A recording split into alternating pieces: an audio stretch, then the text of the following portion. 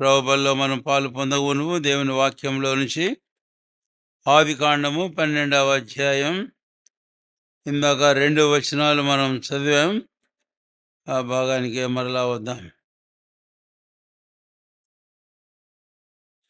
12వ అధ్యాయము ఇప్పుడు 8వ వచనం.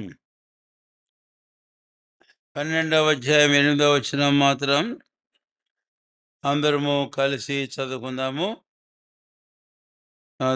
తేటగా బిగ్గరగా ప్రార్థనాపూర్వంగా చదువుకుందాం. అక్కడి నుండి అతడు బయలుదేరి బేతేలునకు వచ్చాను. హ్మ్.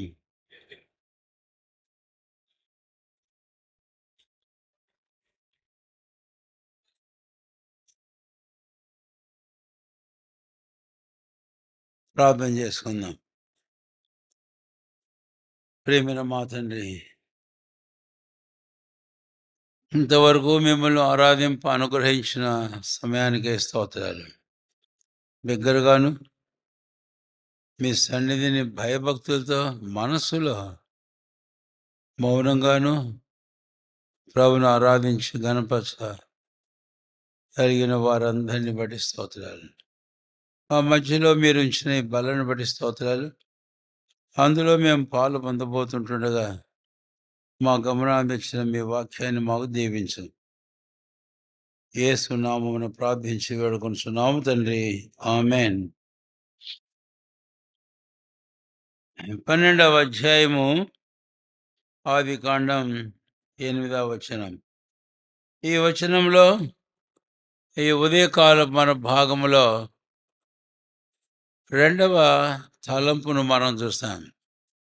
7వ వచనంలో అబ్రాహాము జీవితంలో బలిపీఠమును గూర్చి మనం చూస్తాం. బలిపీఠం అనేది ఆరాధనను చూపిస్తుంది. కాబట్టే నేను ఈ మాట వాడుతున్నాను. Abraham was worshipper of God.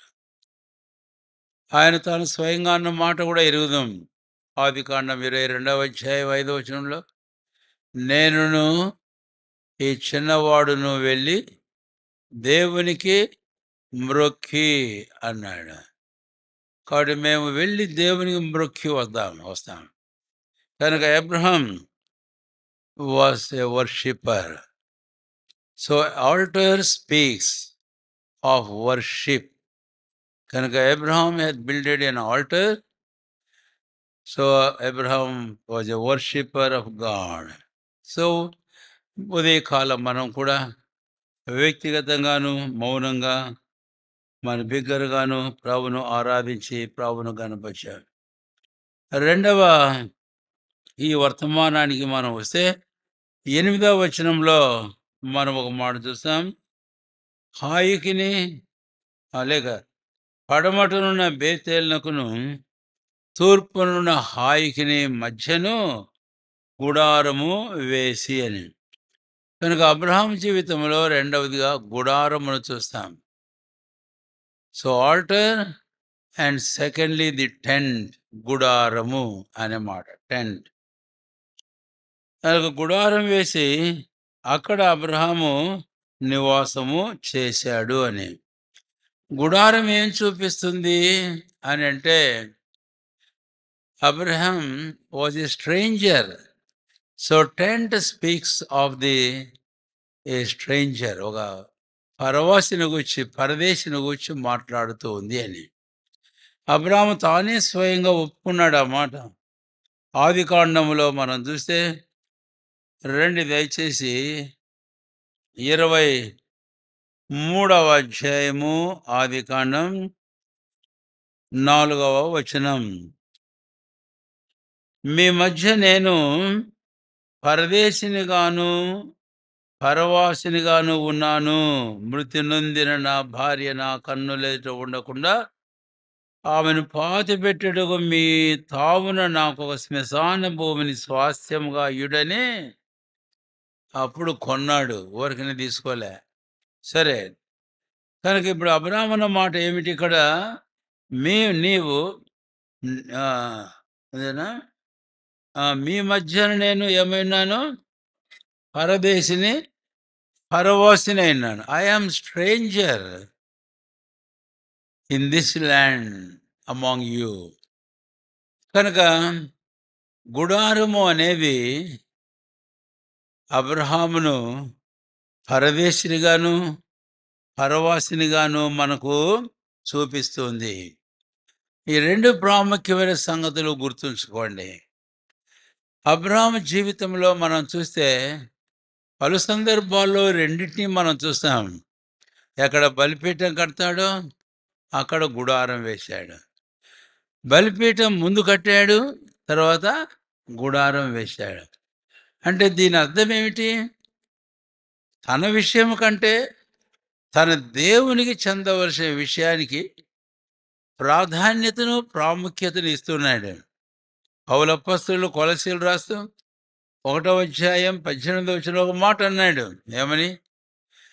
ఆయనకు అన్నిటిలో ప్రాముఖ్యము కలుగు నిమిత్తమై ఆయనను సంఘమును శరీరమునకు శిరస్సునుగా నియమించాడు. ఇక్కడ కూర్చుని మనం ఈ తలంపు మన జీవితాలకు అన్వయించుకుందాం. ముందు నేను కాదు, నా ప్రభువు ముందు. Not I but Christ. Not for my interest, నా శ్రద్ధలు కాదు, దేవుని విషయమై నేను చేయవలసింది ప్రాథమిక ప్రాముఖ్యమైన స్థానంలో నేను నా జీవితంలో ఉండాలి అనేది ఇక్కడ మనము చూస్తాం. సరే, ఇప్పుడు ఆ 8వ వచనంలోని టెంట్ను గురించి మనం మాట్లాడుతున్నాం. గుడారం, ఆ గుడారం ఏం చూపిస్తుంది అనే విషయాన్ని గురించి నేను ఇప్పుడు మీకు చెప్పాను. కాబట్టి ఆ గుడారం తన జీవితంలో పరదేశి, పరవాసి అనే విషయాన్ని చూపిస్తూ ఉంది. ఆ రోజు అబ్రాహామును గురించి అది ఎంత వాస్తవమో ఈరోజు మనల గురించి పరిశుద్ధాత్మ దేవుడు తన వాక్యములు ఈ మాట చెప్పాడు. పేతురు రాసిన మొదటి పత్రిక 2వ అధ్యాయము 11వ వచనం అక్కడే డైరెక్ట్గా ఉంది. 1వ అధ్యాయంలో కూడా ఉంది. 2వ అధ్యాయం 11వ వచనంలో, ప్రియులారా, మనము యాత్రికులమును పరదేశులమునై ఉన్నామని ఎరిగి ఆత్మకు విరోధముగా పోరాడే శరీర ఆశలను ఏం చేయమన్నాడు? విసర్జించమని చెప్పాడు అని. ఇది మనం చూస్తాం. కాబట్టి ఈరోజు ఆ మాట మనకు అన్వయించుకుందాం. So, erecting the tent for his dwelling, Abraham తాను నివాసం చేసేందుకు గుడారం వేయడం అనేది తాను ఒప్పుకుంటున్నాడు. నేను పరవాసిని, నేను పరది. ఎబ్రీ 11వ అధ్యాయాన్ని మనం వెళ్ళడం లేదు, మీకు చెబుతున్నాను, మీరు నోట్ చేసుకొని ఆ తర్వాత మీరు చూడండి. అక్కడ మాటలు ఉంది. గుడారంలో నివసించేవారు ఏమని సాక్ష్యం చెబుతున్నారట? ఈ లోకం మాది కాదు, మేము ఎవరము? పరవాసులము, పరదేశులము అని వారు సాక్ష్యం చెబుతున్నారట.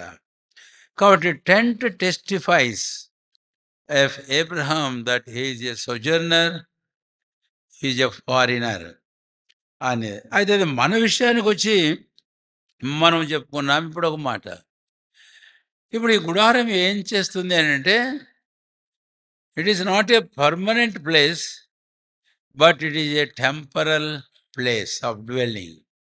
పర్మనెంట్ కాదు, టెంపరల్. పర్మనెంట్ ఇల్లు కట్టుకున్న వాళ్ళు తొందరగా ఇంకో చోటికి పోవాలంటే కష్టం. అందుకే గుడారం వేసుకున్నవాడైతే వెళ్తానే ఉంటాడు, పోవచ్చు. దీని అర్థం ఏంటంటే, రక్షించబడిన విశ్వాసులైన మన జీవితాలలో మనము ఈ లోకము దాని సంబంధమైన వాటి విషయంలో we have to sit loose. అంటే చాలా వదులుగాను హత్తుకున్న వారం కాకుండా కొంచెం ఎడంగాను ఉన్నవారం, కొంచెం అనేది కొంచెం కాదు, ఎడముగా ఉన్నవారంగా ఉండాలి. ఈరోజు మనం చూస్తాం అక్కడక్కడ ఊరు బయటికి వెళితే ఏం వేసుకుంటారు వాళ్ళు? టెంట్లు వేసుకుంటారు. ఎప్పుడంటే అప్పుడు అవసరమైతే పీక్కొని వెళ్ళిపోతుంటారు. ఇది క్రైస్తవ జీవితం. ఈ లోకం మనకు శాశ్వతం కాదు. లోకంలో ఏది మనకు శాశ్వతము కాదు. అందుకని అబ్రాహాముల గురించి ఆ మాట మళ్ళీ జ్ఞాపం చేస్తున్నాను, నేను తీయడంలే. ఆదికాండం 11వ అధ్యాయంలో 13వ అధ్యాయాన్ని చూస్తే అబ్రాహాము దేవుడు దేనికి శిల్పి నిర్మాణకుడైన పునాదుల పట్టణం కొరకు ఏం చేస్తూ వచ్చాడంటే ఎదురు చూస్తూ వచ్చాడు. 11వ అధ్యాయంలో 13, 14 వచనాల్లో కూడా అదే మనం చూస్తాం.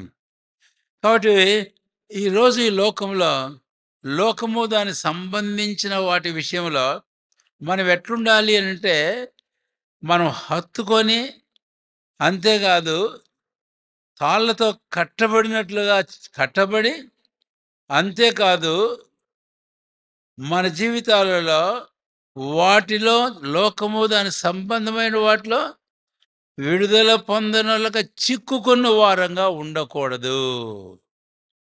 ఇది టు సిట్ లూజ్ అంటే ఇది మనకు అవసరం. ఈ మాట నేను చెప్పేటప్పుడు ఒక మాట కాదన్ను, బైబిల్ కూడా అది ఒప్పుకుంటుంది. ఏమని? లోకంలో మనకు ఒక పర్మనెంట్ స్లాబ్ ఇల్లు అవసరం లేదని, లోకంలో మనకు ఒక ఉద్యోగం, లోకంలో మనకు జీవనోపాధికి సంబంధించిన ఆయా విషయాలు అవసరం లేదని, లేనే లేదు, కాదు. ఒకప్పుడు సైకిలే, ఒకప్పుడు ఏముండేది? సైకిలే. సైకిల్ కూడా ఊర్లో, మా ఊర్లో అయితే నేను హై స్కూల్ చదివేటప్పుడు ఎవరికో ఒక్కరికి ఇద్దరికి ఉండే సైకిల్. ఆ సైకిల్ మీద పోతుంటే టార్చరంగా చూసేవారు. అవును, అలాంటి పరిస్థితి. అంతా కాలినడకే. పుల్లదుమ్ములో ఎండల కాలం అయితే ఇంక చూసుకో, పెనం మీద అడుగు పెట్టినట్టే ఉంటుంది ఆ పుల్లదుమ్ములో. అందుకని ఆ దుమ్ములో అడుగు పెట్టకుండా పక్కన పొలంలో గడ్డల మీద ఎగురుతా పోయేవాళ్ళం స్కూలుకు.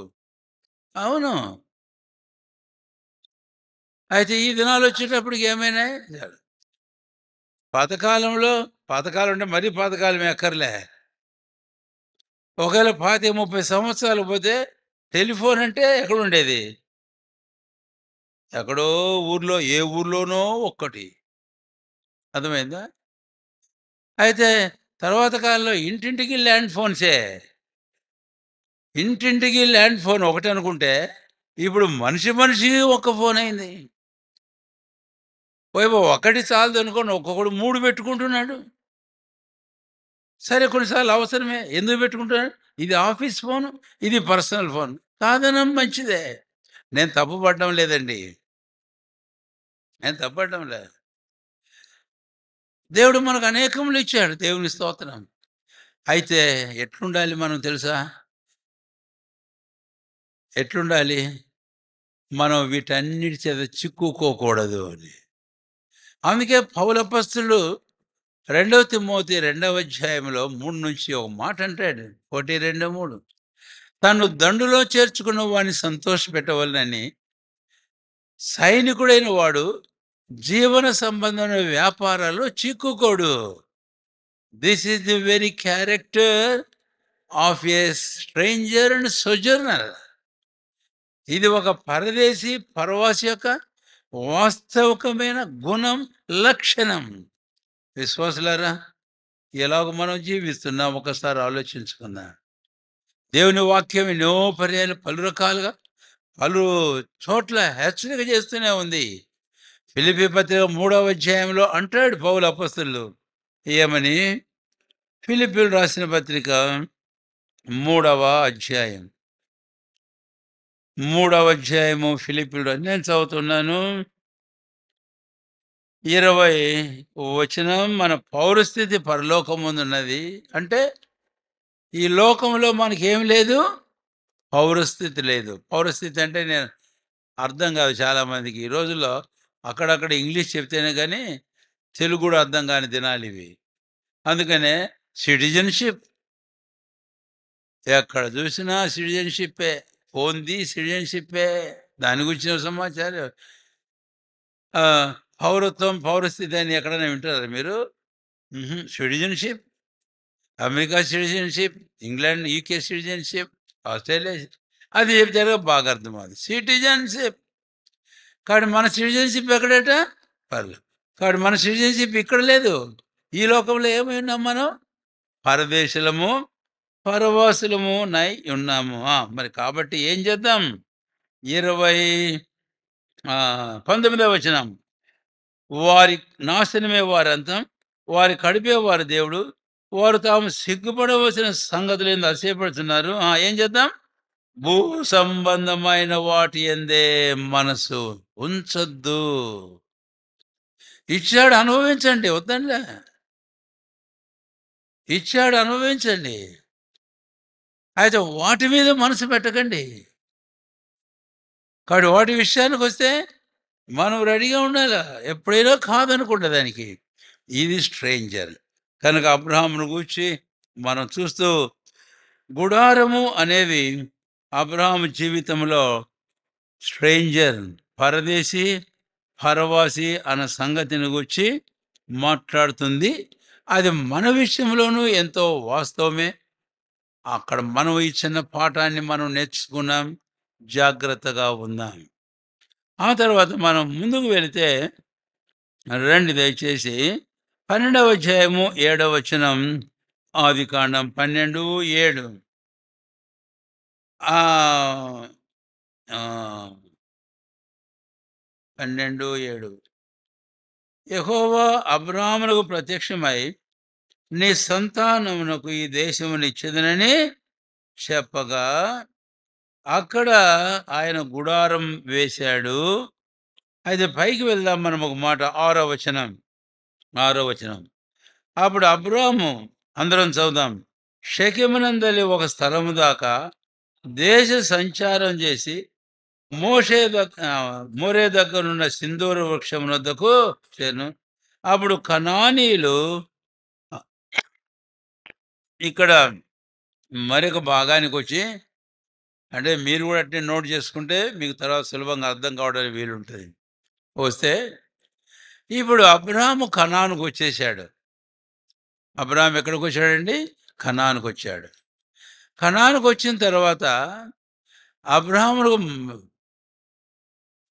అక్కడ ప్రత్యక్షం కాకముందు అబ్రాహాము ఆ దేశంలోకి వచ్చిన తర్వాత ఏం చూచాడంట? 6వ వచనం. 6వ వచనం. షెకెమునందలి ఒక స్థలం దాకా వచ్చాడు. అది తర్వాత చూద్దాం. అప్పుడు కనానీయులు ఆ దేశంలో ఉండిరి అనే మాటను దయచేసి గమనించండి. కనానీయులు ఆ దేశంలో ఉన్నారు. కనానీయులు అంటే ఎవరు? అబ్రాహాం అంటే ఎవరు? ఆ మాట చెప్పుకోవడం వస్తది. మీకు కొన్ని తలంపులు మీకు తట్టొచ్చు, నేను కాదను గాని. అబ్రాహాం ఎవరు అని అన్నప్పుడు ఈ భాగంలో విశేషంగా Abraham A man blessed by God. దేవుని చేత ఆశీర్వదించబడిన మనిషి. బ్లెస్సెడ్ అని అందాం. కనానీయులు ఎవరు? రైట్. కనానీయులు శపించబడినవారు. కాబట్టి ఇప్పుడు చూస్తాం మనం ఇక్కడ ఒక దేవుని చేత ఆశీర్వదించబడిన ఒక వ్యక్తి, తర్వాత శపించబడిన ప్రజల మధ్య తాను ఉన్నాడు అని. సరే, దేవుడు పొమ్మన్నాడు కాబట్టి వచ్చేసాడు. వచ్చేసిన తర్వాత తన ఆశ్చర్యానికి he had not seen the land vacant. ఆ దేశము ఏమి ఖాళీ దేశంగా లేదది. ఖాళీగా ఉందా? ఖాళీగా లేదు. ఊరికే చెబుతున్నాను. క్రొత్త నిబంధనలో ఒక మాట. ఇల్లు ఊడ్చి అమర్చి పెట్టి ఖాళీగా ఉంటే వచ్చి ఒకడు దూరాడు. దేవుడు నన్ను ఇక్కడికి పొమ్మన్నాడేంటి? ఆ దేశాన్ని స్వాస్థ్యంగా ఇస్తానన్నాడేంటి? బట్ ఈ దేశంలో అంతా ఎక్కడ చూసినా ఫుల్గా ఎంగేజ్ అయి ఉన్నారు, ఫుల్గా ఉన్నారు. కాబట్టి ఇంకేంటి నాకు దేవుడు ఇచ్చేది ఇక్కడ? కాబట్టి మనిషిలో ఒక ప్రశ్న రావచ్చు, వచ్చి ఉండొచ్చు. అది ఒకటి. రెండవది చాలండి, అది ఒకటి. ఇది వచ్చేటప్పటికి కొన్నిసార్లు విశ్వాసం సన్నగిల్లిపోయే పరిస్థితులు అని. అయితే దేవుని స్తోత్రం. ఒకవైపు కనానీయులు చూచాడు అబ్రాహాము. అయిన తర్వాత 6వ వచనం దాటంగానే 7వ వచనంలో ఏమైందంట? ఆ రాత్రి యెహోవా అబ్రాహామునకు ప్రత్యక్షం. కాబట్టి ఇక్కడ ఈ తలంపు నేను ఈ మాట ఇలాగ చెబుతున్నాను. అట్ట గుర్తుంచుకోండి మీరు. ఎట్లా అంటే అబ్రహాము కనానీయులను చూచాడు. అయితే తన ఆశ్చర్యానికి అబ్రహాము ఇంకెవరిని చూచాడు? దేవుణ్ణి చూచాడు. So seeing Canaanites and also immediately in the same night God had appeared unto Abraham. Abraham has seen God. Abraham దేవుని చూచాడు అని. అది లేకపోయింటే ఇంకెలాగుండేదో. కాబట్టి ఇప్పుడు ఇక్కడ ఒక పాఠం నేర్చుకోవాలి. కనానీయులు మనకున్నారు. ఆ రోజే కాదు, ఈ రోజు ఉన్నారు. ఇందాక నేను ఒక మాట చెప్పా. ఆశీర్వదించమనే వ్యక్తి ఎవరి మధ్య ఉన్నాడు? శపితమైన వారి మధ్య ఉన్నాడు. ఈరోజు మనమందరం ఎవరము? ఎంతమంది క్రీస్తు యేసునందు విశ్వాసం ఉంచారో పేతురు అపొస్తలుడు వారిని గురించి మాట్లాడుతూ 1 పేతురు 3వ అధ్యాయం 9వ వచనంలో ఏమంటాడంటే, ఆశీర్వాదమునకు వారసులవుటకు దేవుడు మిమ్మల్ని పిలిచాడు. ఎఫెసీ 1వ అధ్యాయం 3వ వచనంలో క్రీస్తులో పరలోక విషయంలో ఆత్మ సంబంధించిన ప్రతి ఆశీర్వాదాన్ని ఆయన మనకు అనుగ్రహించారు.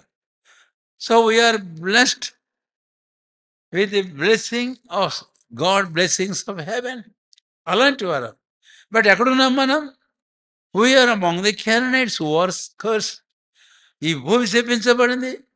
అంతేకాదు, ఇలాంటి శపితమైన అనులో ఉన్నటువంటి మానవాళ్ళు ఎంతోమంది మనకు కనపడుతూనే ఉన్నారు, చూస్తూనే ఉన్నాం. అయితే అలాంటి పరిస్థితుల్లో మనం దేవుని చూడడం చాలా అవసరం. ఎందుకు అని అంటే, మనము ఇలాంటి కనానీయుల మీద దృష్టిని నిలపకూడదు. దృష్టిని నిలపకూడదు. అందుకు ప్రభువైన దేవుడు, అబ్రామా, ఆ దేశంలో కన్నా నువ్వు పోగానే వాళ్ళు కనపడ్డారా నీ కంటికి? అవును, కనపడతారు, నాకు తెలుసు ఆ విషయం. బట్ యు సీ మీ, అయితే నీవు నన్ను చూడు అని దేవుడు అబ్రాహామునికి ఏమన్నాడు? ప్రత్యక్షం. అందుకని నేను మీకు చెప్పగలుగుతున్న మాట, ఈ లోకము లోకస్తులను శపించబడిన మానవాళిని వారి మీద దృష్టి పెట్టకు. ప్రభువైన దేవుడు నిన్ను ఎక్కడికి తీసుకొని వచ్చాడో, ఏ అనుభూతి తెచ్చాడో, ఏ క్రీస్తులోని తెచ్చాడో, క్రైస్తవుడుగా ఉండి తెచ్చాడో, ఆశీర్వదించాడో, ఆ క్రీస్తును మన జీవితంలో మనం చూస్తూ ఉండడం అనేది చాలా ప్రాముఖ్యం. అందుకనే we also need this appearance of the Lord in our life. మన జీవితంలో ప్రభువైన యేసుక్రీస్తు వారి యొక్క ప్రత్యక్షత మనకు అవసరం. అది ఎక్కడ ఉంది అంటే వాక్యంలోనే ఉంది. వాక్యం చదువుతుంటే ప్రభు తను మనకు ప్రత్యక్షపరుచుకుంటాడు. ఏదో కల్లో కనపడతాడు, నిద్రలో తెల్లగుంటాడు, నిలువుటంగి వేసుకొని ఉంటాడు, 2 చేతులు ఎత్తాడు, సంకలో గరిపిల్ల పెట్టుకున్నాడు, చేతిని కర్ర పట్టుకున్నాడు, కాపరిలాగా ఉన్నాడు. ఈయన యేసుడు, నేను యేసుడు. అవన్నీ తప్పు. అవి సరైనవి కానే కావు. మోసపోవద్దండి, దయచేసి మోసపోవద్దు. దేవుడు ఒకప్పుడు మాట్లాడాడు అలా. అది దినములంతమంది ఎట్లా మాట్లాడి చెప్పండి చూద్దాం. చెప్పండి. మీరు చెప్పకపోతే కనుక ఆ దారినే పోతారు మీరంతా, నాకు తెలుసు. కుమారుని ద్వారా మాట్లాడాడు, అంతే. ఎక్కడ మాట్లాడు? కుమారుని మాటలు ఎక్కడున్నాయి? ఇదిగో బైబిల్లో ఉన్నాయి. సరే, కనుక మనం ఎప్పుడు ఈ మాట దావీదుతో ఏకీవించి ప్రార్థన చేసుకుందాము. తర్వాత తనతో ఏకీవించి తీర్మానం చేసుకుందాం. ఒక వాక్యం చెప్తున్నాను. కీర్తనల గ్రంథం 16వ అధ్యాయం 8వ వచనం. అక్కడ దావీదు మాట అంటాడు, చదవడు దయచేసి ఎవరినొకరు. సదాకాలము యెహోవా యందు దృష్టిని నిలుపుచూ ఉన్నాను. సదాకాలం ఎక్కడ పెడుతున్నానట? దృష్టిని యెహోవా యందే దృష్టిని. కాబట్టి మనం ఆ తీర్మానం చేసుకుందాం. ఒక పాట మనకుంది, ప్రభు యేసు ఏంటి వినపడేది చెప్పండి కొంచెం. నాకేం చెవుడు రాలే. నసుగు కన్నులు నాకు నిరతము నిన్ను చూడడానికి. అటు తీర్మానం కలిగి చూద్దాం. దట్ ఈస్ మన చుట్టూ పరిస్థితులు పరిసరాలు చూడదు. ఏమన్నా ఉన్నాయి, అవన్నీ ఉంటాయి, ప్రభు తెలుసు. ఆయన తెలియదు అబ్రాహాం అక్కడ తెచ్చేటప్పుడు అలాంటి వాళ్ళు ఉన్నారని తెలుస్తుంది. అయితే దేవుడు అబ్రాహాం తెచ్చాడు. మన చుట్టూ పరిస్థితులు ఎలాంటివైనా, ఏమైనా, ప్రజలు ఎలాంటి వారైనా మనము ప్రభువును చూస్తూ పోతాం. ప్రభువును చూస్తూ పోతాను. భక్సింగ్ గారు ఒకసారి ఒక హోటల్‌లో కూర్చున్నాడట. అది హోటల్‌లో కూర్చున్నాడంటే క్రొత్త దినాలవి. అంటే రక్షించబడ్డాడు. దేవుడు సేవకు పిలిచాడు. ఆయన వచ్చాడు ఇండియాకి ఉద్యోగం వదిలిపెట్టేసేసి. అప్పుడు సువార్తలు పత్రికలు తీసుకొని వీధులంబడి తిరుగుతూ సువార్త చేస్తుండు. ఎవ్వరు లేరు ఇంకా ఆయనకు తోడు. ఆయన ఒక్కడే. ఆ తర్వాత ఆయనే వండుకునేదానికి ఇల్లులే, గూడులే ఏమిలే. బాంబేలో ఫుట్‌పాత్ మీద పడుకుంటున్నాడు.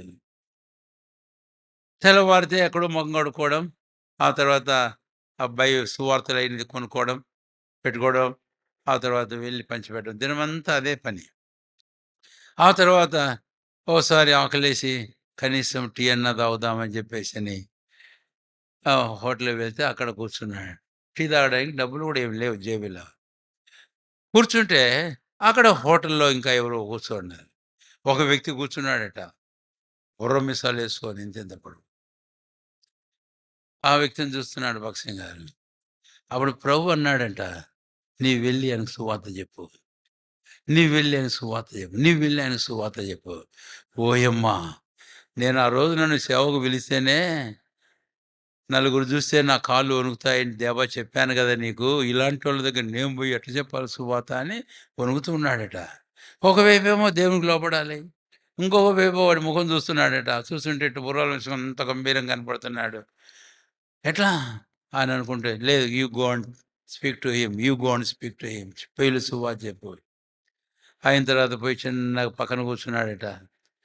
పక్కన కూర్చున్న తర్వాత ఏదో సంభాషణ ఒకరితో ఒకరు కలపడం జరిగింది.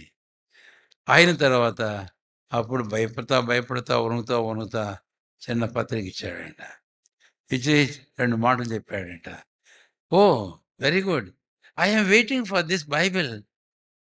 Expecting somebody to give me అని అన్నాడట. అంటే ఈ బైబిల్ ఎవరో ఒకరు నాకు ఇస్తారని చెప్పేసి నేను ఆశపడుతూ కనిపెట్టుకోనుంటి today you have given it. Now let us have tea or else whatever you want. Tea తాగుదాం. ఇంక నీకేం కావాలో చెప్పు అన్నాడట. చూసారా? అది సంగతి. కనుక మనం ఏమనుకుంటాం? భయపడుతుంటాం. కాదనం. చెప్పే నేను గూడా అంతే. అలాంటివన్నీ. అయితే ప్రభు కృప ఆయన పిలిచాడు. అబ్రాహాము అందుకనే ఏం చేయమన్నాడు? నన్ను చూడు. కాబట్టి 6 వచనంలో కనానీయులు దేశానికొచ్చిన కనానీయులు కనపడ్డారు. 7 వచనంలో యెహోవా అతనికి ఏమన్నాడట? ప్రత్యక్షం. కాబట్టి ప్రార్థన చేసుకుందాం. ప్రభువా నిన్ను చూచే కన్నులు అన్ని పరిస్థితుల్లో, అన్ని ప్రజల మధ్య, అన్ని రకాలైన సర్కమ్‌స్టాన్సెస్‌లో నిన్నే చూచే కన్నులు నాకు దయచేయమని ప్రభువుని అడగాలి. ఆదికాండం 12వ అధ్యాయం. ఈ స్ట్రేంజర్ అనే విషయానికొచ్చేటప్పటికి ఇప్పుడు నేను త్వరగా కొన్ని మాటలు చెప్పబోతాను. 12వ అధ్యాయం 10వ వచనం. 12వ అధ్యాయము ఆదికాండం 10వ వచనం. అప్పుడు ఆ దేశంలో కరువు వచ్చెను. ఆ దేశంలో కరువు భారంగా ఉన్నందున అబ్రాము కాబట్టి ఇప్పుడు ఏమో సామెత చెబుతారు చూడు పెద్దలు. ఏమని చెబుతారు? అంటే పుండు మీద కారం జల్లారని. పుండు మీద ఏం జల్లారట? అసలే ఈ దేశానికొస్తే వీళ్ళొకరు కనపడ్డారు. వీళ్ళు కనపడితే భయపడతా ఉంటే, మళ్ళీ కాసేపయిన తర్వాత దేశంలో కొంచెం అటు తిరుగుతా ఉంటే ఏమొచ్చిందంట? కరువొచ్చింది. కరువొచ్చింది అని. కరువు గూడా ఎలాగుందంట? భారంగా ఉన్నది. Severe famine. ఏంటిది? దేవుడు ఇక్కడికి పొమ్మన్నాడు. నేను ఇక్కడికొచ్చాను. రాంగానే అటు చూస్తేనేమో వాళ్ళున్నారు ఒక్కొక్కడు. కనానీయులు.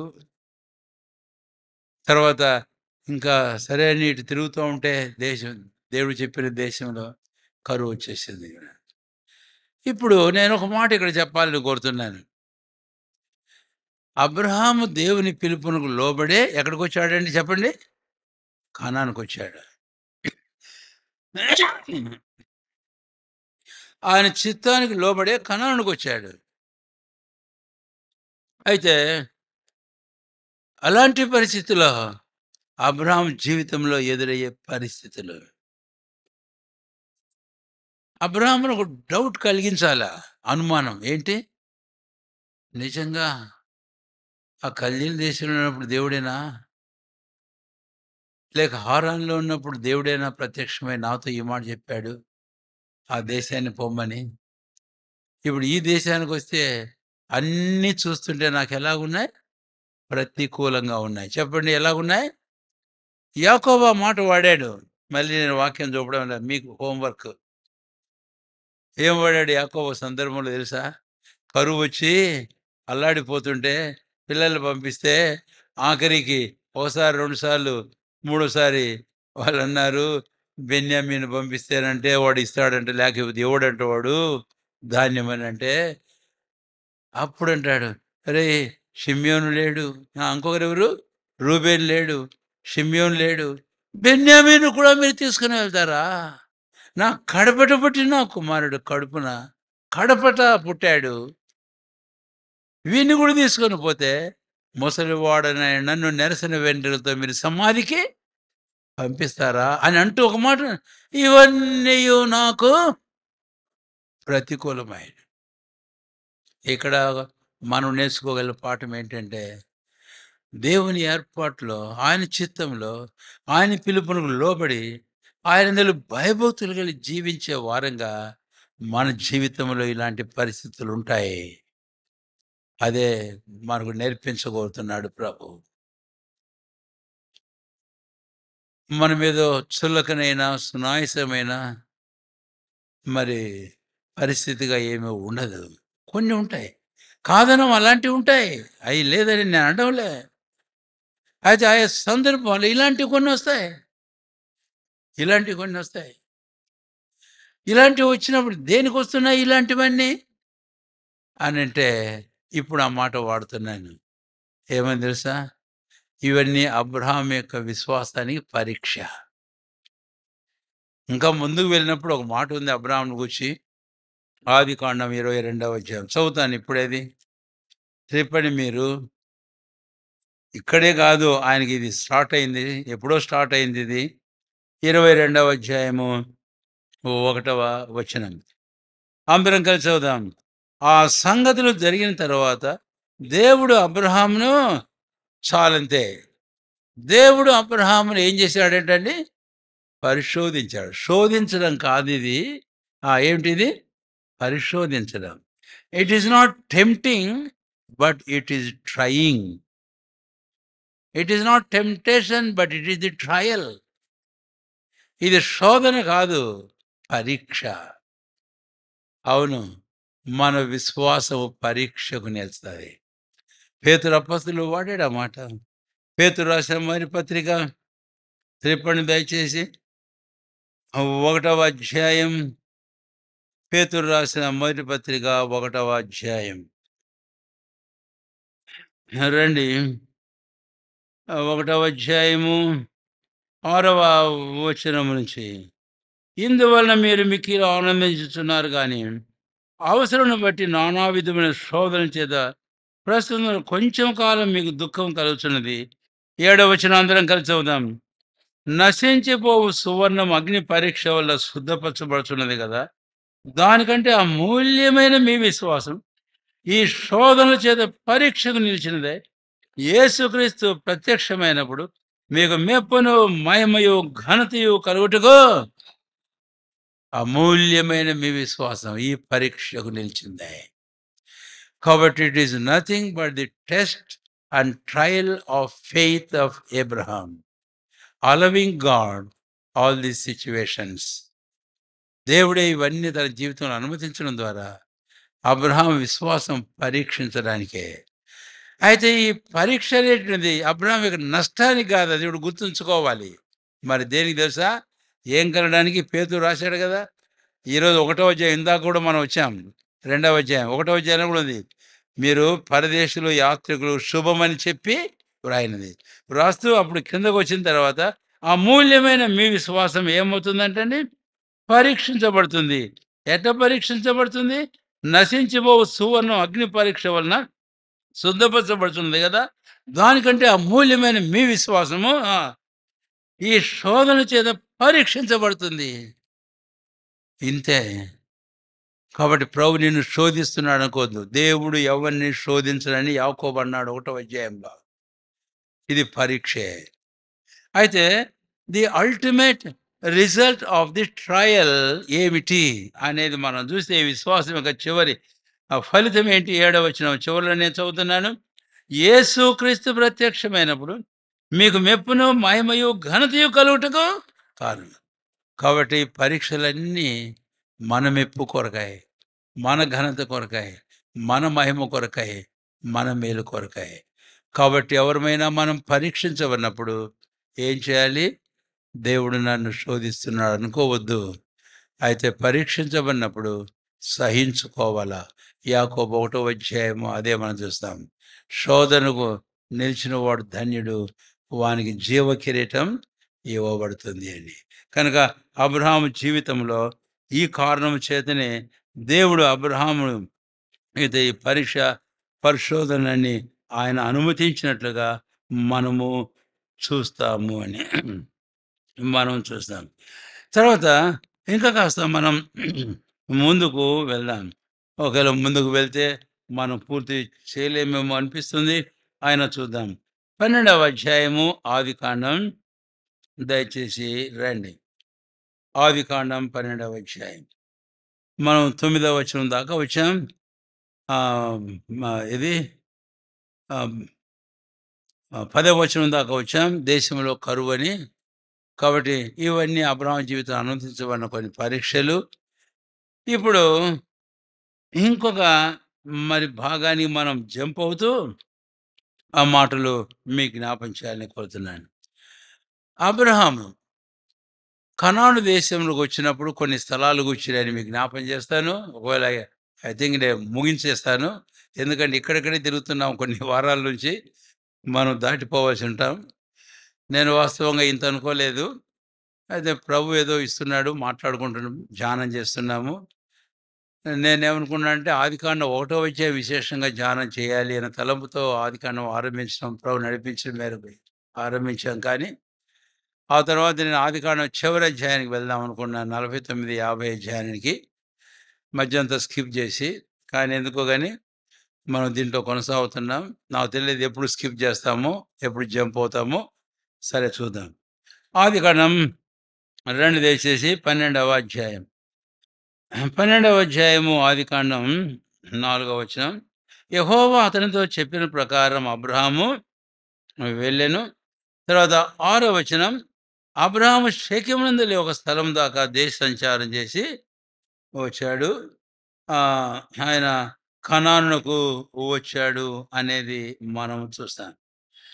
ఇప్పుడు ఆయన సంచారంలో ఆ స్థలాలు దయచేసి మీరు గమనించాలని మీకు మనవి చేస్తున్నాను. 6వ వచనం. అబ్రహాము షెకెమునందలి ఒక స్థలము దాకా దేశ సంచారం చేశాడు. నేను కొన్ని స్థలాల గురించి మీకు చెప్పి నేను ముగించేస్తాను. షెకెమునందలి ఒక స్థలం. షెకెము అనేది ఒక స్థలం. ఉంది.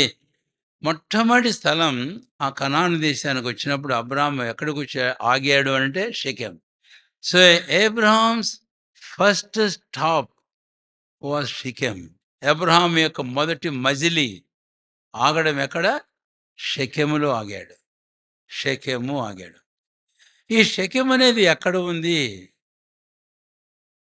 ఒకవేళ సరే క్లుప్తంగానే చెప్తా అంటున్నాను, మీరే ధ్యానం చేసుకోవాలి. ఇక షెకెం అనేది ఎక్కడ ఉంది అనంటే ఇది దాదాపు కనాను దేశం అంతటికిని మధ్యస్థ భాగంలో ఉంది. The very centre, almost the very centre place of whole the land of Palestine or Canaan. Canaan దేశ భూభాగం అంతటికి ఈ షెకెం అనేది మధ్యలో ఉంది. ఎందుకో మనకు తెలియదు. అబ్రాహాము ప్రకారం వచ్చాడు, అక్కడ ఆగాడు. అక్కడ అబ్రాహాము ఆగాడు. ఇప్పుడు షెకెం అనగా అర్థం ఏమిటి తెలుసా? భుజములు. భుజమే కాదు, భుజములు. షెకెం అంటే భుజం, భుజాలు. దీనికి ఎందుకు ఆ పేరు వచ్చింది అనే విషయం నేను మీకు చెప్పాలి. ఈ ప్లేస్, ఈ షెకెం ఎక్కడ ఉంది అనే విషయానికి వస్తే కనుక ఇది 2 కొండల మధ్య ఉంది. 2 కొండల మధ్య ఉంది. కాబట్టి ఆ 2 కొండలు ఒకటేమో గెరిజిం, రెండవదేమో ఏబాలు. అది ఇక్కడ చూస్తాం, యెహోషువ గ్రంథంలో కూడా చూస్తాం. నేను వాటన్నిటికి పోవడం మీకు గుర్తుంచుకొని చూడండి. కాబట్టి ఈ 2 కొండల యొక్క విశేషం ఏంటంటే, దేవుడు మోషేతో, యెహోషువతో, ఇశ్రాయేలుతో చెప్పిందేంటంటే, ఫలానా వాళ్ళు గెరిజిం కొండ మీదకి వెళ్ళి ఆశీర్వాద వచనాలు పలకాలి అనన్నారు. తర్వాత కొంతమంది గెరిజిం క్షమించండి, ఏబాలు కొండ మీదకి వెళ్ళి వాళ్ళేం చేయాలి? శాపవచనాలు పలకాలి అని. శాపవచనాలంటే ఈయన ఆశీర్వాదాన్ని గురించి చెప్పిన తర్వాత దేవుడైన యెహోవా ఆజ్ఞలు గైకొనువాడు ఊరికి ఉదాహరణ చెబుతాను. ఆశీర్వదించబడతాడు అని అంటే వాళ్ళు ఏమనాలి? అవతల కొండ మీద ఉన్న లేపాల కొండ మీద ఉన్నోళ్ళు అలా గడుకోకపోతే వాడు చెప్పించమని కాక అన్నారు. ఇది ఈ 2 కొండల యొక్క విశేషం. ఈ 2 కొండల మధ్య ఉంది. ఈ 2 కొండలకు దాదాపు 35 మైళ్ళ దూరం ఉంది. 35 మైళ్ళ దూరం. సరే. ఈ 35 మైళ్ళ దూరంలో ఉన్న ఈ 2 ఎత్తైన కొండలు మధ్యలో ఏముంది తెలుసా? షెకెము అనేది ఉంది. షెకెము. ఈ షెకెము అనేది ఉన్న ఆ ఆ సిచ్యువేషన్, ఆ స్థలాన్ని బట్టి, ఆ ఇరుపక్కల ఉన్న కొండలను బట్టి దీనికి ఆ పేరు వచ్చింది. ఏమని? షెకెం. అంటే ఈ 2 మౌంటైన్స్ ఎట్లున్నాయంటే 2 భుజాల్లాగా ఉన్నాయి. దేనికి? షెకానికి. అందుకని షెకెం అని పేరు దానికి వచ్చింది. ఈ 2 కొండలను బట్టి ఇప్పుడు మనకున్నాయి 2 భుజాలు. కాబట్టి అలా ఈ 2 కొండలు చూసి ఆ మధ్యలో స్థలానికి ఏమని పేరు పెట్టారంటే షెకెము అని పేరు పెట్టారు. షెకెం అనుకంటే భుజాలు. సరే, నేను భుజాన్ని గురించి ఈరోజు వాక్యజ్ఞానం ఏం చేయబోవడం లేదు. ఈ షెకెం అనేది స్థలాన్ని ఇప్పుడు మనం చూసాము. నిజమే, ఈ షెకెం భుజాలు మన ప్రభువైన యేసుక్రీస్తు వారు, దానికంటే ముందు యెహోషువ ద్వితీయోపదేశ కాండంలో 6 ఆశ్రయపురాలు ఉన్నాయి. 6 ఆశ్రయపురాల్లో ఒక ఆశ్రయపురం ఏంటి? షెకెములో ఒక ఆశ్రయపురం ఉంది. అది కూడా మీరు తలంచడం ధ్యానం చేయండి. సరే, ఇప్పుడు దాన్ని బట్టి దీనికి షెకెం అని పేరు వచ్చింది. ఆ షెకెం భుజాలు, ఈ భుజాలు ఏమిటో కాదు, ఈరోజు రక్షించమని ప్రతి విశ్వాసికి ప్రభువైన యేసుక్రీస్తు వారు ఆయన కుడి ఎడమల ఉన్నాడు. అందుకే ప్రభువైన యేసుక్రీస్తు వారికి కూడా ఆ పేరు షెకెము, ఆశ్రయపురం ఆయన. సరే, ఇప్పుడు ఇంకో మాట ఇక్కడ మీకు జ్ఞాపం చేయాలి. ఈ షెకెం అనేటటువంటి ఈ స్థలం ఈ 2 పర్వతాల మధ్య ఈ 35 మైళ్ళ దూరం అని చెప్పాను కదా. ఇది ఉత్తర దక్షిణ పలస్తీనాను, కనాను దేశాన్ని కలిపేటటువంటి రహదారిది. కాబట్టి ఇప్పుడు దక్షిణ మన అంటాం, ఈ మధ్యకాలం న్యూస్ కూడా వింటున్నాం. కాబట్టి ఇశ్రాయేలీల దేశంలో దక్షిణ భాగంకి గాజా, సముద్రపు అంచున గాజా, అదంతా దక్షిణం. తర్వాత వారికి ఉత్తర భాగం మరి ఒకటి ఉంది. కాబట్టి ఉత్తర దక్షిణ. అంతేకాదు, ఇశ్రాయేల్ 2 గుంపులుగా విడిపోయిన తర్వాత కూడా southern Israel and northern Israel ఈరోజు కూడా మనం న్యూస్ వింటూ ఉంటాం ఈ మధ్య జరిగిన కార్యాలు బట్టి. కాబట్టి అయితే ఈ సదరన్ నార్థరన్ కలిపేటటువంటి దారి ఎక్కడుందంటే ఈ 2 పర్వతాల మధ్య ఈ షెకెం మీదుగా ఉంది. దీన్ని బట్టి షెకెం చాలా గుర్తింపు పొందినటువంటిది అని ఇక్కడ కూడా మనకు ఒక మాట అర్థమవుతుంది. మన ప్రభువైన యేసుక్రీస్తు వారు షెకెము అని అన్నప్పుడు యేసుక్రీస్తు ప్రభువారు north and south, west and east, ప్రపంచం యావత్తును కలిపేటటువంటి ఏకైక మార్గం, the only way for the unification and for the unity of whole religions, whole people of the different backgrounds. Christ Jesus is the only way. ఆయనే ఒకే ఒక మార్గము. ఇది షెకెం అనేది అక్కడ మనం నేర్చుకుంటాం. అందుకని పౌలు దగ్గరికి మనం వెళితే ఎఫెసీ 2వ అధ్యాయంలో ఇక యూదుడని అన్యుడని భేదం లేదు అని 14 వచ్చిన ఎఫెసీ 2:14, ఎఫెసీ 2:16 ఏమంటాడు? ఇప్పుడు ఆయన మన ఏమై ఉన్నాడట? సమాధానమై ఉన్నాడు. దేవునికి స్తోత్రం. సరే, ఇక అక్కడ ఇంకా కాస్త ముందుకు వెళితే ఆదికాండం 12వ అధ్యాయం. ఆదికాండం 12వ అధ్యాయము రండి దయచేసి 6వ వచనం.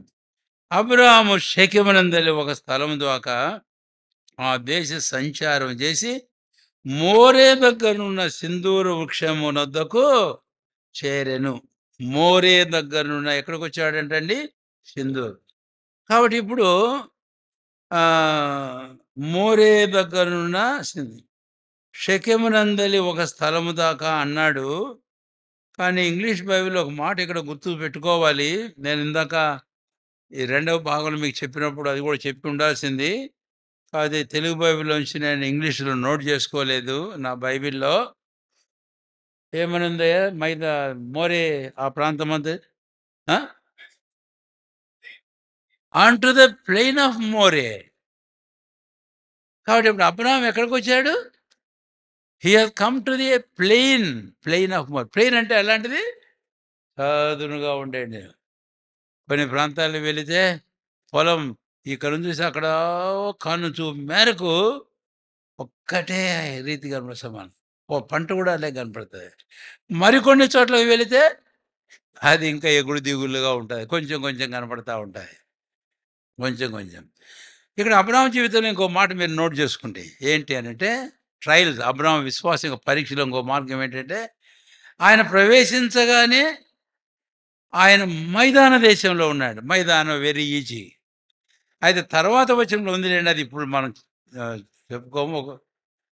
తర్వాత వచనంలో ఏమైందంటే ఆయన ఇంకో చోటుకి వెళ్ళిపోయాడు. ఎక్కడికి వెళ్ళిపోయాడు? కొండకు వెళ్ళిపోయాడు. ఏమిటి ఆ కొండ? Mountain to a mountain. బేతేలుగును హాయికిని మధ్య ఉన్న కొండకు వెళ్ళాడు. అంటే క్రైస్తవ జీవితంలో మైదానాలు ఉంటాయి. క్రైస్తవ జీవితంలో ఏముంటాయి? కొండలు. In our pilgrimage, in our journey in Christian life, we have to pass through the plains as well as mountains. మైదానముల గుండానే కాదు, పర్వతముల గుండా కూడా క్రైస్తవ జీవిత ప్రయాణం కొనసాగించాలి. ఇక 84వ కీర్తన వెళితే అక్కడ వాకాలు లోయ అని చెప్తారు. ఇంకా అక్కడికి పోం మనం. ఇంకా దాని గురించి మనం పోం. ఇలాంటిది. కాబట్టి ఇక్కడ కూడా ఇంకోటి మాట, కనానీయులు దేశంలో ఉన్నారు ఒకటి, రెండవది ప్లెయిన్ ఆఫ్ మౌంటైన్స్ అనేది, మూడవది ఫ్యామిన్ గురించి అని రాసుకోండి. మీరు రాసుకోండి. ఇవి these are the things which God has permitted in the life of Abraham జీవితంలో ఈ సంగతులు దేవుడు అనుమతించాడు వారి విశ్వాసాన్ని పరీక్షించేందుకు. సరే, ఇప్పుడు మనం 6వ వచనానికి వస్తే, షెకెమునందలి ఒక స్థలం ద్వారా దేశ సంచారం చేసి ఇప్పుడు ఎక్కడికి వచ్చాడంటండి? మోరే దగ్గరకు వచ్చాడు. ఒకవేళ ఇక్కడికి ఆపాల్సి వచ్చేటట్టు కనపడుతుంది. సరే, ఇప్పుడు ఈ షెకెమని ఇందాక చెప్పాను కదా, ఆ గెరిజీం కొండ, ఆ ఏబాల్ కొండ అని చెప్పాను కదా, ఆ రెండిటికి కింద భాగంలో షెకెం దగ్గర బలు అర్పించే బలిపీఠం ఉంది. బలు అర్పించే బలిపీఠం. నేను ఆ విషయాలు మీకు చూపడం లేదు. యెహోషువ గ్రంథంలో, తర్వాత పాత ధర్మశాస్త్ర గ్రంథంలో ఆ మాట. అక్కడ శపించిన తర్వాత అక్కడ ఆశీర్వాదం, ఇక్కడేమో శాపం అయిన తర్వాత ఇక్కడ క్రింద బళ్ళు అర్పిస్తారు. క్రింద అంటే మరి ప్లెయిన్ కాదు, అది ఒక ఎత్తైన స్థలం. అక్కడ వారు బళ్ళు అర్పిస్తారు. ఇది ఒక కొండే, అక్కడ బళ్ళు అర్పిస్తారు. అక్కడ బలిపీఠం ఉంది అని నేను మీకు ఒక మాట జ్ఞాపం చేస్తున్నాను. ఒకవేళ ప్రవచితమై అనుమతిస్తే తర్వాత వారిని చూద్దాం. బలిపీఠం ఒకటి ఉంది అక్కడ, అక్కడ బళ్ళు అర్పించేస్తారు.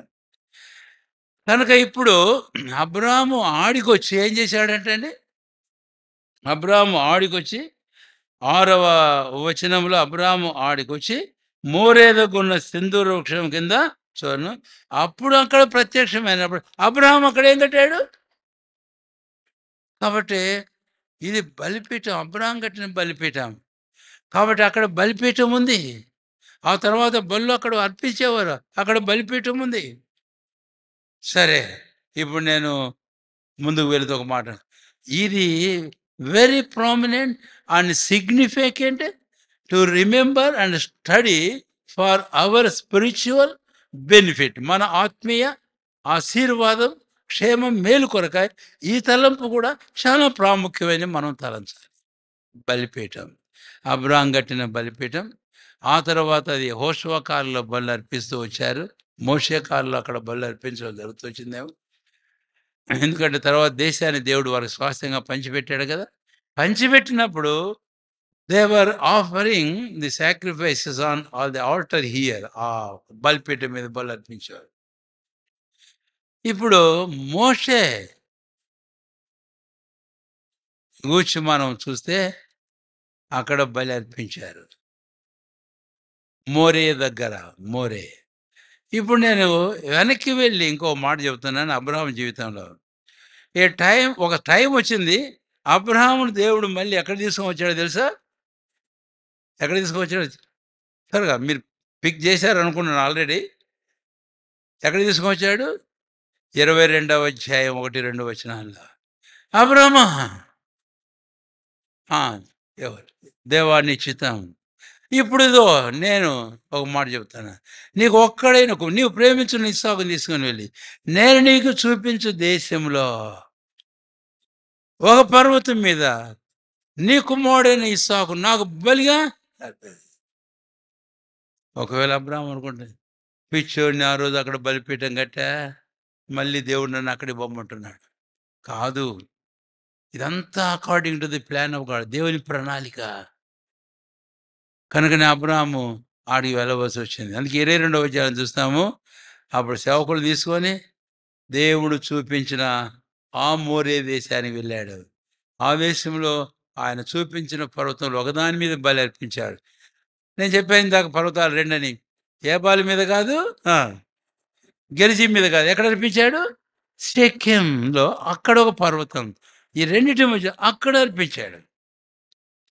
సో దిస్ ఇస్ ది మీరు ధ్యానం చేయండి. ఇంకా this is the place of Abraham offering his son as sacrifice required by the Lord. ప్రభు చేత కోరబడిన ప్రకారం అబ్రహాము తన కుమారుని ఇస్సాకును బలిగా అర్పించిన స్థలం ఇది షెకెం, మోరే. ఇప్పుడు నేను మరొక మాట జ్ఞాపం చేస్తున్నాను. ఈ క్రమంలో మనం ముందుకు వెళితే దావీదు రాజుగా ఉన్న దినాలలో దావీదు చేసిన ఒక బుద్ధిహీనమైన పనిని బట్టి ఇశ్రాయేలు మధ్య ఏమొచ్చింది చెప్పరండి? తెగులు. ఏమొచ్చింది? తెగులు. యోవాబుని పిలిచి ఇశ్రాయేలు లెక్క పెట్టుపో అన్నాడు.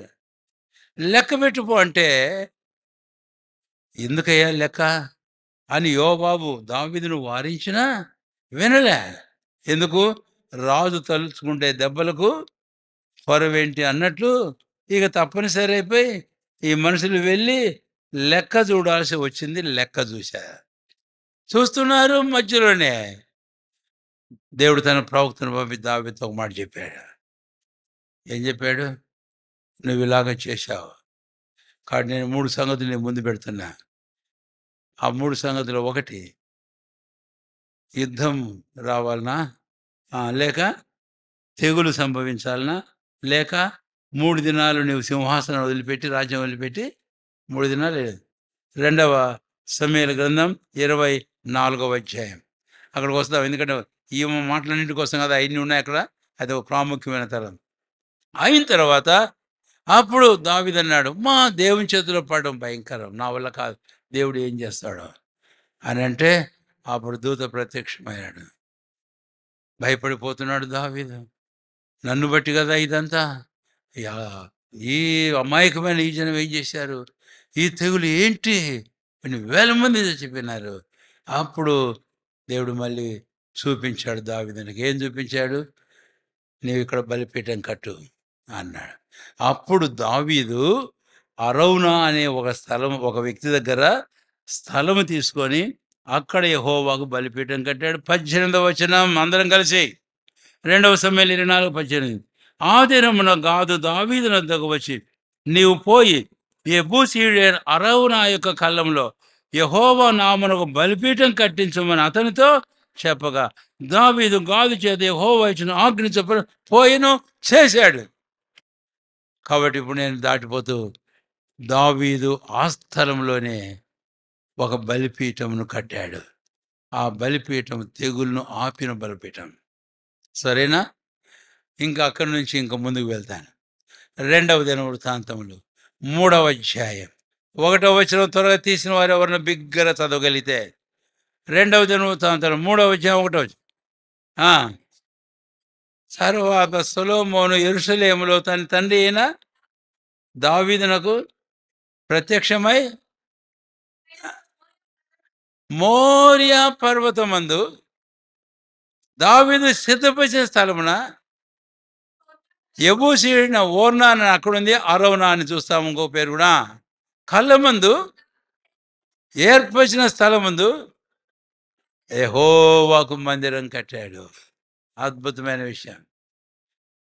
కాబట్టి ఈ స్థలం దేవుని మందిరం కట్టే స్థలంగా అయిపోయింది చివరికి. ఏదది? షెకెం. సరే, ఈ వ్యాఖ్యానం చేయమనుకున్నాము, మనం దాటిపోతున్నాం. మందిరం కట్టే స్థలం అంటే దావీదు బలిపీఠంగా. అప్పుడేమో అబ్రాహాము అక్కడికి వెళ్ళాడు. అబ్రాహాం అక్కడ బలిపీఠం కట్టాడు ఆదికాండం 12లో. తర్వాత దేవుడు అబ్రాహాం పంపించాడు 22వ అధ్యాయంలో బలిపీఠం కట్టి కుమారుని అర్పించడానికి. ఆ తర్వాత మోషే యెహోషువ కాలంలో అక్కడ బలి అర్పిస్తూ ఉండేవాళ్ళు. ఆ తర్వాత దావీదు అక్కడ బలిపీఠం కట్టి బలి అర్పించాడు. ఆ తర్వాత సొలొమోను అదే స్థలంలో యెహోవాకు ఒక మందిరాన్ని కట్టించాడు. అదే ఈరోజు టెంపుల్ మౌంట్ అంటున్నారు. ఏ మౌంట్? Temple mount. కొట్లాడుకుంటున్నారు కదా, అది టెంపుల్. నేను దాని గురించి ఒక టెంపుల్ మౌంట్ అంతే. That is now called the temple mount. యెహోవా మందిర పర్వతము అని అంటున్నారు. ప్రవక్తలు కూడా దాని గురించి ఆ మాట వాడారు యెషయా గ్రంథంలో, మరి ఇతర గ్రంథం. సరే, ఇప్పుడు ఇంక చివరికి మనం I will close here only. నేను ముందుకు వెళ్ళాను, ఇక్కడే ముగించేస్తాం. అల్టిమేట్గా ఈ టెంపుల్ మౌంట్లో ఏం జరిగిందో తెలుసా? హెబ్రీ పత్రిక 13వ అధ్యాయం 10వ వచనం. ఇందాక నేను చెప్పిన ఆరాధనలో, కానీ ఊరికి వాడానంతే, రెఫరెన్స్ చెప్పాను, తీయలేదు. చదవండి ఇప్పుడు ఎవరన్నా ఒకరు. మనకు ఒక బలిపీఠం ఉన్నది, దేవుని స్తోత్రం. చాలు, దేవుని స్తోత్రం. We have an altar. మనకు ఒక బలిపీఠం ఉంది ఇప్పుడు. ఏం బలిపీఠం అది? The altar which speaks of Christ, the cross of Christ. క్రీస్తు యేసు ప్రభువుని యొక్క శిలువ. దాన్ని గురించి పౌలు మాట్లాడాడు. మనకు ఒక బలిపీఠం ఉన్నది. It is not the man made altar or the wooden or the stone or with mud build the altar here, but this is the God made altar. ఇది దేవుడే ఏర్పాటు చేసిన, ఆయనే కట్టిన ఒక బలిపీఠం. మనకు ఒక బలిపీఠం ఉంది. Let us boast. అతిశయిద్దాం, మౌనతిద్దాం, సంతోషంతో కేకలేద్దాం. మాకొక బలిపీఠం ఉంది, నాకొక బలిపీఠం ఉంది. ఏంటా బలిపీఠం? మన ప్రభు అయిన యేసుక్రీస్తు వారి యొక్క శిలువ. ఎక్కడో తెలుసా అది? Same place. అబ్రహాము మొట్టమొదట కనాను దేశంలో ప్రవేశించినప్పుడు ఏ మోరియా వెళ్ళాడో, ఇది ఖేదేష్ దగ్గర వెళ్ళాడు. ఖేదేశనా? ఏం ఖేదేష్ కాదు, షెకెముకు వెళ్ళాడో, అక్కడ బలిపీఠం కట్టాడు. రెండవది అబ్రహాం 22వ అధ్యాయంలో దేవుని చేత పంపబడి బలిపీఠం కట్టాడు ఆఖరి. ఆ తర్వాత మూడవది దావీదు ఎక్కడ బలిపీఠం కట్టాడు. మోషే యెహోషువలు ఎక్కడ అర్పించారు. ఆ తర్వాత దావీదు ఎక్కడ బలిపీఠం కట్టాడో, ఆ తర్వాత సొలొమోను ఎక్కడ మందిరం కట్టాడో. In the same place, on the same mountain, Jesus was offered himself as the sacrifice on the cross of Calvary. కలువరి శిలువలో ప్రభువైన యేసుక్రీస్తు వారు తను తాను అర్పణముగా బలిగా తాను అర్పించుకున్నాడు. దేవునికి స్తోత్రం. ఇది ఒక అబ్రాహాముకు కాదు, ఒక యూదులకు కాదు. ఈ బలిపీఠం ఇట్ ఇస్ ఫర్ ఆల్, మనకందరికీ ఒక బలిపీఠం ఉంది. ఆ బలిపీఠమే మన ప్రభువైన యేసుక్రీస్తు వారి యొక్క శిలువ. ఈరోజు ఆ శిలువ మూలంగానే మనం రక్షించబడుతున్నాం. ఆ శిలువ మూలంగానే మన జీవితాల్లో మనకు లోకం సిలువ వేయబడుతుంది. ఆ శిలువ మూలంగానే మనం అత్యధికమైన విజయవంతులంగా సాగిపోతున్నాం. కనుకనే ఆ శిలువ మరణమే ఈరోజు మనకు నిత్య జీవమైంది. ఆ శిలువ మరణమే మన జీవిత ఆశీర్వాదాలకు మూలమైంది. ఆ శిలువ మరణమే మన స్వస్థతకు కారణమైంది. యెహెజ్కేలు గ్రంథం 47వ అధ్యాయం వెళితే అక్కడ ఆలయం క్రింద నుంచి నీళ్లు పారుతా ఉన్నాయి, గడప కింద నుంచి. ఇదే సేమ్ ప్లేస్. కనుకనే ఈ అద్భుతమైన దేవుని కార్యాలైన ప్రణాళికలు ప్రభువును స్తుతించి గనపరచడమే కాదు, ఈరోజు మన జీవితంలో ఆ ప్రకారం ప్రభు మహిమ కొరకు జీవిస్తూ మనం ముందుకు సాగిపోదాం. వెళ్దాం షెకెమునకు. ఈ శ్రేష్టమైన అనుభవాలు కూడా వెళ్దాం. అబ్రాహాము వెళ్ళాడు, రెండవసారి వెళ్ళాడు, మూడోసారి మోషే యెహోషువలు, నాలుగవసారి దావీదు, ఐదవసారి మందిరం కట్టి అక్కడ బలిపీఠం కట్టాడు సొలొమోను. బలు విస్తారంగా అర్పించాడు. ప్రభువైన క్రీస్తు వెళ్ళాడు అక్కడికి, ఆయన బలిపీఠం మనం చూస్తాం. హెబ్రీ 13వ అధ్యాయం, మనమును ఆయన నిందను భరించుచు శిబిరము వెలుపలికి వెళ్దాం. ప్రార్థన చేసుకుందాం.